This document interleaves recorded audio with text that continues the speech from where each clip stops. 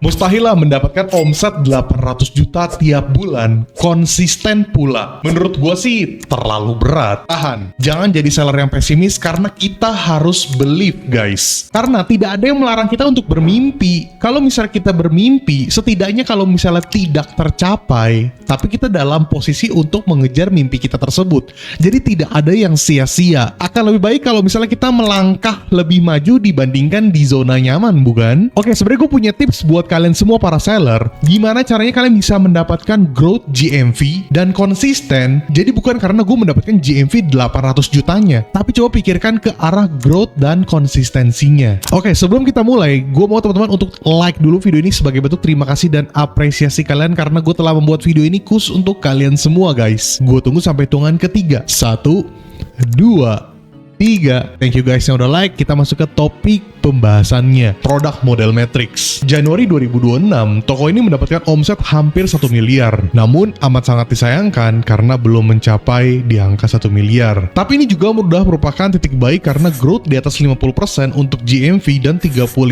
plus untuk orderannya. Jadi sebenarnya apa sih definisi produk model matrix? Oke guys, jadi menurut gue pribadi ada beberapa toko yang bisa menerapkan metode seperti ini. 3 model yang akan gue sebutkan terdiri dari yang pertama, multivarian support SKU, single hero SKU, dan hybrid hero support SKU. Nah, dari 3 jenis produk model matrix ini, gue akan coba jelasin ke kalian satu persatu. Multivarian support SKU, beberapa produk hero menjadi satu SKU dengan banyak variasi. Yang ketiga, hybrid hero support SKU, produk bestseller dengan produk support jadi satu SKU dengan banyak variasi. Nah, 3 jenis produk model matrix ini sebenarnya bisa banget untuk lu praktekin di toko lu. Tapi, teman-teman harus hati-hati.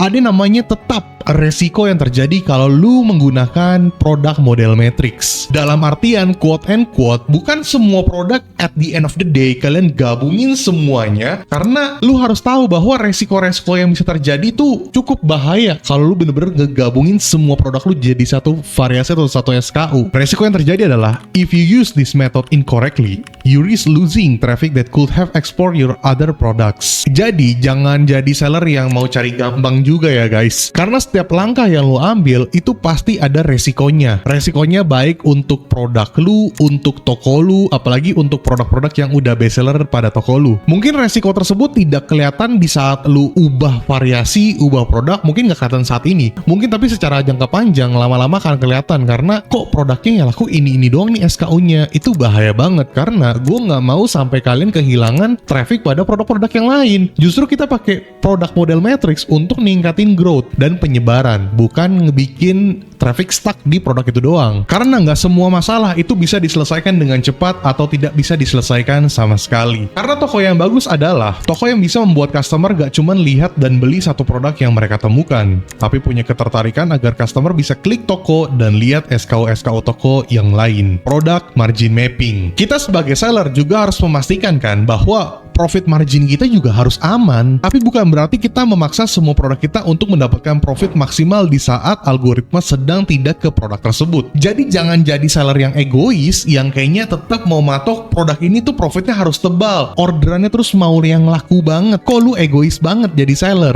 Kalau kondisinya banyak SKU di toko lu yang gak gitu perform dan lu tetap mau high profit, perlu dipertanyakan dengan cara lu berpikir sebagai seller. Karena best seller doesn't always mean best profit. Secara produk mapping harus jelas, high sales, low margin, low sales, high margin, high sales, high margin, low sales, low margin. Untuk toko gua pribadi ya, gua sih nggak masalah karena gua pernah banget untuk extremely minus hanya demi untuk menaikkan conversion rate dan CTR gua. Apakah ketika gua menggunakan metode tersebut dan apakah ketika gua mengorbankan produk gua sampai minus untuk ningkatin CTR dan CVR gua pernah blunder atau enggak? Iya pasti pernah blunder lah, emangnya gue dewa. Contohnya kayak produk ini ya. Produk ini dulu gue sempet jual di harga 34.500 dan itu kurang laku. Kemudian setelah gue cek di market price, rata-rata pada jualannya 29.500. Ya udah, gue gas jadi 29.300 dan which mean itu gue minus ya. Gue minus karena ada potongan admin fee dan modal gue juga tidak semurah itu. Langsung kenceng banget orderannya untuk produk yang ini nih guys. guys. Nah ketika gue udah merasa udah oke performance-nya, gue naikin harganya,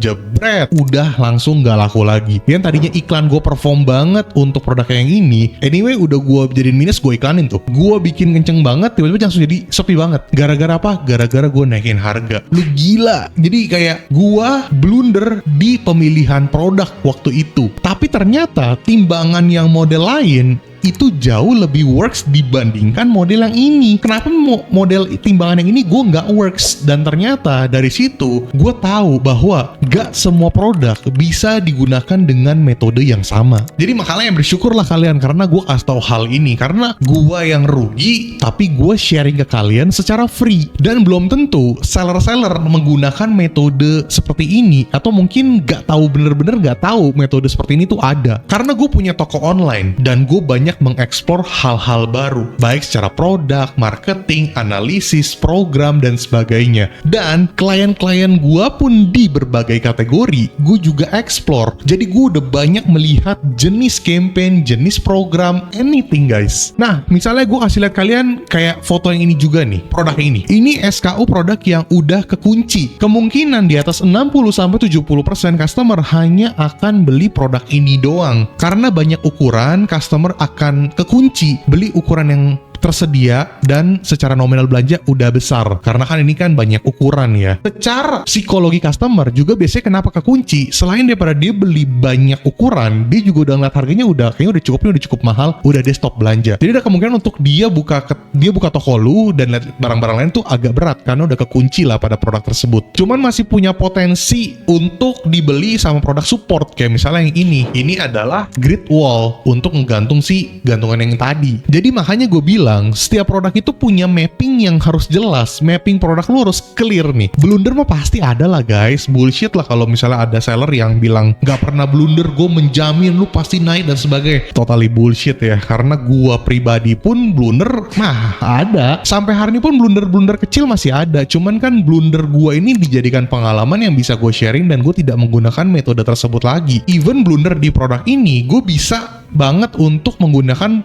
metode itu ke produk yang lain. Produk ini blunder, produk yang lain enggak. Bisa jadi kayak gitu juga. Product life cycle strategy. Untuk mendapatkan pertumbuhan omset dan konsistensi, maka dibutuhkan konsistensi produk yang baru juga. Bukan karena lu serakah dan kayak orang gila upload produk baru setiap bulan, tapi lebih ke membuka traffic baru dan jaga-jaga untuk menutupi penurunan produk lama karena life cycle. Lu orang masih nggak tahu product cycle atau life cycle. Pusing gue guys kalau lu nggak tahu. Oke, gue kasih lihat kalian ya. Product cycle adalah seperti ini guys. Yang pertama dari launch, kemudian growth, kemudian winner, kemudian saturated, mulai capek, dia turun ke decline, kemudian di refresh dan naik lagi. Jadi secara campaign dan sebagainya jadi lebih baru, rebranding lah. Nah, hal-hal tersebut lah yang gue jaga baik-baik, baik untuk toko gue dan toko klien-klien gue. Makanya gue paling sebel, jujur guys, kalau misalnya ada orang yang bilang kayak, ngapain upload produk baru, atau upload produk baru dong, tapi gak dijelasin kenapa harus upload produk baru, dilakuin dan alasannya tuh kenapa. Nah gue nggak demen tuh. Gue lebih suka kalau gue bilang kayak lu upload produk baru, gue tahu reasonnya seperti ini untuk product cycle. Teori tanpa praktek, teori tanpa pengalaman, menurut gua nothing sih. Kemudian kalian juga harus paham bahwa gue menciptakan ekosistem strategi untuk toko ini. Nah lu lihat di sini, pada bulan Januari top 3 produk ini yang dihapus dikarenakan kesalahan sistem Shopee, membuat toko ini akan masuk mode alarm karena bahaya dong. Secara produk top 3-nya ada yang dihapus, tapi karena gue bilang gue udah ada backup plan produk baru yang dimana udah banyak produk yang dinaikkan juga, jadi penurunannya sebenarnya nggak gitu agresif. Turun mah pasti ada secara top 3 dihilangin, tapi habis itu bisa kembali growth lagi, atau ketika terjadi penurunan gak terlalu dalam lah. Nah itu yang dinamakan dengan risk management sebelum terjadi. Makanya kalau kalian secara masih di zona nyaman terus, selesailah kalian. Nih buat kalian semua ya, iklan pelit, optimasi produk malas, bikin campaign malas, apa aja malas, pokoknya menutup diri dari GMV kalian yang mungkin saat ini terlihat baik-baik aja. Lu yakin GMV lu yang saat ini warna hijau itu akan selamanya berwarna hijau? Apa lu nggak takut blunder? Atau mungkin lu udah berpuas diri? Kenapa kalau misalnya bisa lebih tinggi, kenapa tidak? Ingat tuh yang tadi gue bilang, manajemen itu ada dan product cycle itu real. Jangan sampai itu terjadi pada produk kalian. Stock dependency bomb. Ini menurut gue krusial banget. Dan ini akan menjadi risk management bercermin dari pengalaman pada toko ini. Gue memang menaikkan banyak produk secara toko ini sudah menjadi klien gue lebih dari 3 tahun. Gue inget banget sebenarnya di tahun kedua kalau nggak salah ya, ada masalah di mana ada produk yang gue naikkan, kemudian berhasil menjadi top 5. Terus tiba-tiba suppliernya itu stoknya habis cukup lama, kemudian sekalinya ada lagi, itu harganya dinaikin. Biasalah namanya brand ya, kayak sengaja dihabisin, terus dikasih lagi, tapi harga dinaikin, terus kayak targetnya tuh dinaikin. Jadi udah harga dimahalin, targetnya dinaikin, supaya kita bisa achieve lagi, kayak gitulah ibaratnya. Dan itu menurut gue kayak nyebelin, karena namanya kadang brand melihat kita naik, dia pengen naikin minimal belanja untuk dapetin bonus atau diskon yang lebih. Nah ini yang blunder, sehingga produk tersebut jadi berat naiknya lagi, karena secara udah sempat kosong lama, sekalinya restock harganya melambung. Otomatis ini bahaya karena ranking produk akan turun, iklan kehilangan momentum, customer pindah ke kompetitor, conversion history kepotong, dan pas restock produk gak langsung balik ke performa awal. Makanya gue pribadi selalu terbiasa untuk menaikkan produk. Pokoknya produk potensial selalu gue cek, gue naikin secara bertahap, berkala. Itu pun harus bener-bener selektif banget, tapi nggak over juga. Jadi ketika ada kejadian-kejadian kayak gini, kayak misalnya ada produk yang terlalu ketergantungan dengan brand ini, supplier ini, atau mungkin ada produk yang dihapus, ya aman karena backup plan-nya tuh udah ada dan disiapkan dari udah lama. Terjadi nggak terjadi nggak masalah. Kalau terjadi ya aman, manajemen resikonya udah ada. Kalau nggak terjadi ya bagus, berarti semuanya naik, omset tuh makin naik. Bener gak sih? Nah, siapa dari kalian baru kepikiran tuh? Kalau belum kejadian mah pasti dianggapnya angin lalu. Ntar pas kejadian ketar-ketir dah lu orangnya. Jadi growth itu penting, tapi konsistensi jauh lebih susah. Dan konsistensi bukan cuma datang dari iklan yang bagus atau produk yang lagi viral. Konsistensi datang dari cara kalian menyusun produk, membaca margin, menjaga life cycle, dan menyiapkan backup sebelum masalah terjadi. Your backup is your survival. Ini menjadi topik yang menarik banget ya guys untuk kita bahas, karena menurut gue ini penting banget buat kalian, apalagi buat kalian seller, sampai seller yang omset lu orang udah gede banget. Itu penting banget guys, serius. Karena semua corporate besar pun, pemain retail offline pasti ada mikirin hal-hal kayak gini. Cuman mungkin kalian nggak kepikiran karena mungkin kalian merasa udah terpede kali ya, udah terlalu bercermin di omset kalian yang mungkin berwarna hijau saat ini, sampai kalian udah terlalu yakin bahwa produk lu nggak akan kenapa-napa. So guys, thank you so much yang sudah nonton video ini sampai detik ini sampai habis. Jangan lupa untuk subscribe dan jangan lupa untuk nyalakan notifikasi biar kalian tidak ketinggalan video terbaru dari channel YouTube Rio Gandhi. Dan buat teman-teman semua di sini yang pengen beli digital course-ku, bisa ke link di bawah sini. Dan untuk teman-teman semua di sini yang pengen tokonya gue manage, iklannya gue urus, gue bikin marketing campaign, atau mungkin gue ajarin metode-metode seperti ini, itu bisa hubungi ke nomor di bawah sini. Nomor tersebut hanya untuk kebutuhan jasa gue saja. Dan Rio Gandhi, peace out.